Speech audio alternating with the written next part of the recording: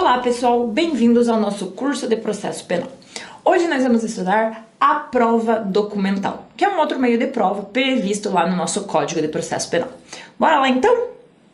Começando com o conceito de documento. O que é documento aqui para fins do processo penal? Segundo o artigo 232 do Código de Processo Penal, consideram-se documentos quaisquer escritos, instrumentos ou papéis públicos ou particulares. Então, segundo o nosso CPP, documento seria somente qualquer escrito, qualquer papel escrito que tenha uma força probatória, que possa demonstrar um fato relevante para aquele processo. O artigo 232, ele traz um conceito estrito de documento. Porém, a gente precisa ampliar esse conceito para admitir aqui no processo penal como documento também fitas de vídeo, áudio, fotografia, tecidos, objetos móveis que fisicamente possam ser incorporados aqui no processo e tenham uma força probante. Então, para fins do processo penal, documento não é somente escrito, mas pode ser um áudio, uma fotografia, uma imagem, por exemplo, que tenha uma força probatória e represente um fato relevante para o processo. Então, esse aqui é um conceito mais amplo de documento. A gente tem que ampliar esse artigo 232 aqui para admitir na juntada do processo penal fitas de vídeo, de áudio, imagens, fotografias que tenham uma força probante aqui, ok? Então, esse conceito de documento vai muito além daquilo que está no artigo 232 do Código de Processo Penal, ok? E qual que é o momento de produção de prova documental? Eu posso produzir a prova documental a qualquer momento, quando eu achar interessante, depois da sentença, durante a sentença, o auto está concluído para o juiz, vou lá e junto um documento, posso produzir na fase de inquérito. Qual que é o momento para a produção da prova documental? Segundo o artigo 231 do Código de Processo Penal, salvo os casos expressos em lei, as partes poderão apresentar documentos em qualquer fase do processo. O que quer dizer esse qualquer fase do processo? É a qualquer momento? Não. Via de regra, os documentos eles podem ser juntados até o fim da instrução probatória. Ou seja, até o momento antes do juiz ter os autos conclusos para a sentença. Até esse momento, eu posso fazer a juntada de qualquer documento que seja relevante para o deslinde da causa, que tenha uma força probante para demonstrar a ocorrência ou não daquele fato que está sendo discutido aqui no processo penal. Lembrem sempre que a juntada de um documento, ela vai exigir o contraditório e a ampla defesa. Não pode uma parte juntar um documento e depois sem que a outra seja notificada a se manifestar sobre esse documento também aqui. Então, eu posso juntar, via de regra, qualquer documento até o fim da instrução probatória, mas sempre respeitando o direito do contraditório e a ampla defesa, dando à outra parte a possibilidade de se manifestar sobre esse documento juntado. Então, você precisa notificar a outra parte para que ela venha até os autos e se manifeste sobre esse documento que foi juntado aqui, ok? Cuidado que há uma exceção aqui nesse a qualquer momento para a juntada do documento.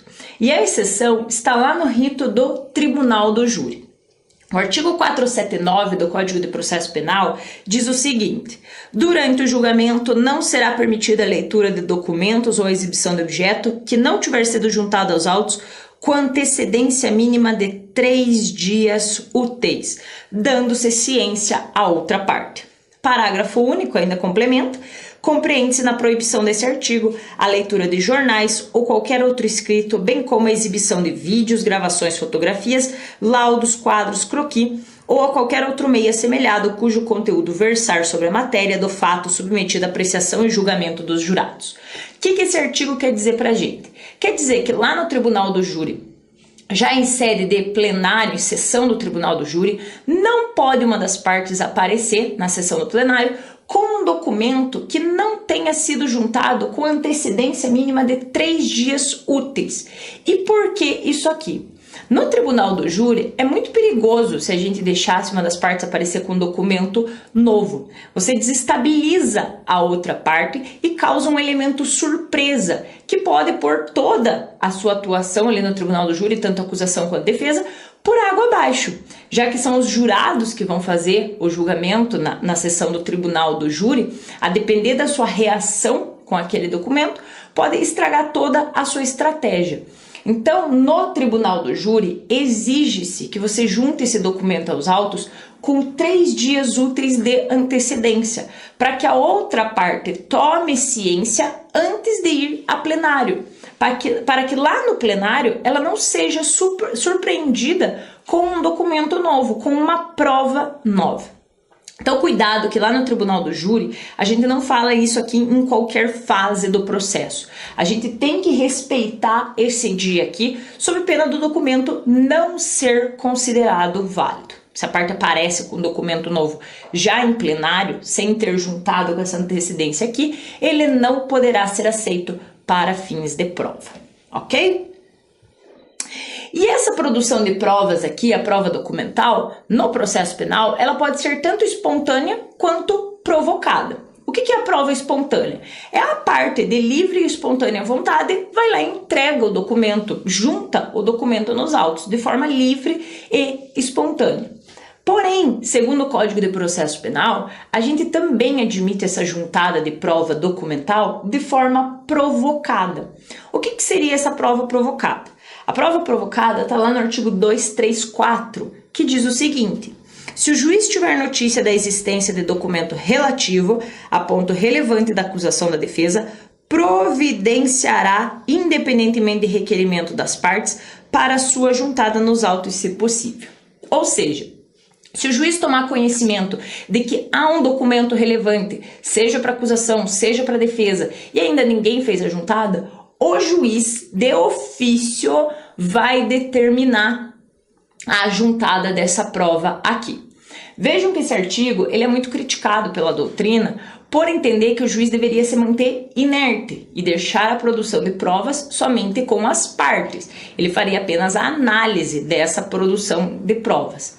Mas o artigo 234 permite que o juiz tome a iniciativa e providencie a juntada de um documento que seja relevante para o deslinde da causa. Por esse motivo, a gente diz que a prova documental ela pode ser produzida de maneira provocada pelo magistrado, que toma conhecimento de um documento e manda que ele seja juntado aos autos, ok?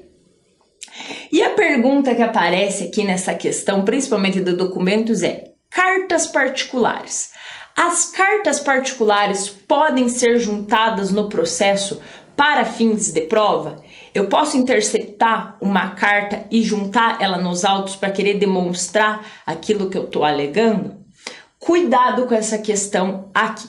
O artigo 233 do Código de Processo Penal diz que as cartas particulares interceptadas ou obtidas por meios criminosos não serão admitidas em juízo.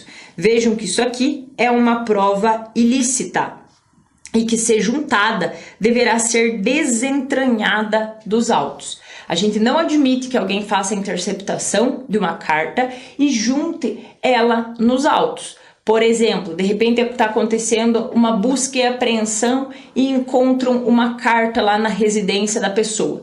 Pegam essa carta e vão juntar no processo. Isso não pode, porque essa carta ela foi obtida por um meio criminoso, de maneira ilícita. Porque aqui você preserva a intimidade das pessoas com essa carta aqui. Você não pode violar o conteúdo dessa carta e juntar ela nos autos. Então, via de regra, as cartas particulares não podem ser juntadas nos autos. Elas vão se considerar como provas ilícitas e deverão ser desentranhadas.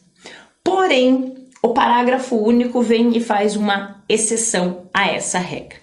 As cartas poderão ser exibidas em juízo pelo respectivo destinatário para a defesa de seu direito, ainda que não haja consentimento do signatário. O que isso quer dizer? Quer dizer que, se de repente a vítima foi ameaçada por carta, ela pode fazer a juntada dessa carta nos autos, porque aqui ela estará fazendo a defesa do seu direito. Ela vai estar demonstrando o seu direito através daquela carta. Então veja que há o consentimento de uma das partes para fazer a juntada daquela carta, até para demonstrar o seu direito. Então, nesse caso aqui, será permitido sim a juntada de uma carta particular, para que demonstre o direito de uma das partes. E pouco importa a vontade do signatário, ou seja, de quem mandou a carta. Mas se quem recebeu quer juntar ela para poder demonstrar o seu direito, o Código de Processo Penal permite. Então, via de regra, as cartas particulares não podem ser juntadas no processo penal. Mas, se for juntada pelo próprio destinatário para demonstrar a defesa do seu direito, aí estará permitido, ok? E os documentos em língua estrangeira? Posso juntar um documento em outra língua que não seja a língua portuguesa? Posso juntar um documento escrito em inglês, em japonês, em alemão, em qualquer outra língua aqui no processo penal? O processo que está correndo aqui no Brasil, posso pegar e juntar um documento que esteja escrito em outra língua? Código de Processo Penal, no artigo 236, diz que os documentos em língua estrangeira, sem prejuízo de sua juntada imediata, serão, se necessário, traduzidos por tradutor público ou, na falta, por pessoa idônea nomeada pela autoridade. Então, não tem problema nenhum eu juntar um documento que esteja em língua estrangeira. Porém, esse documento ele deverá ser traduzido por um tradutor oficial, por um perito oficial, ou, na sua falta, por duas pessoas idôneas que demonstrem o conhecimento naquela língua.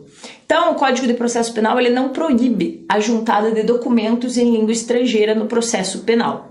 Cuidado que aqui, esse artigo 236, ele fala se necessário eles serão traduzidos. Em qualquer hipótese, o documento em língua estrangeira deverá ser traduzido. Então, esse ser necessário aqui, ele perde um pouco a razão de ser. Ainda que ambas as partes dominem a linguagem que esteja escrita naquele documento, esse documento em língua estrangeira, ele deverá ser traduzido para poder ser juntado aos autos. Então, é possível sim a juntada de documentos em língua estrangeira aqui no processo penal. Claro, desde que devidamente traduzido por tradutor oficial ou por duas pessoas idôneas que demonstrem o conhecimento naquela língua, ok? E para fechar aqui, só falta a gente falar sobre a restituição dos documentos, que está lá no artigo 238 do Código de Processo Penal, que diz o seguinte para a gente: os documentos originais, juntos a processo findo, quando não exista motivo relevante que justifique a sua conservação nos autos, poderão, mediante requerimento e ouvido do Ministério Público, ser entregues à parte que o produziu, ficando traslado nos autos. O que isso quer dizer? Quer dizer que se ao longo do processo penal eu juntei um documento original, ao se encerrar esse processo, eu posso requerer a devolução desse documento, para que eu fique com esse documento. Mas, claro, desde que eu deixe uma cópia lá nos autos. Então, após encerrado o processo, as partes podem postular pela restituição de documentos originais que tenham sido juntados aos autos e que não interessem mais agora para o feito. Então, você pode requerer a devolução, a restituição do seu documento, segundo o que determina o artigo 238 do Código de Processo Penal. Ok, pessoal? Então essa é a prova documental prevista lá no nosso Código de Processo Penal. Muito obrigada e tenham bons estudos!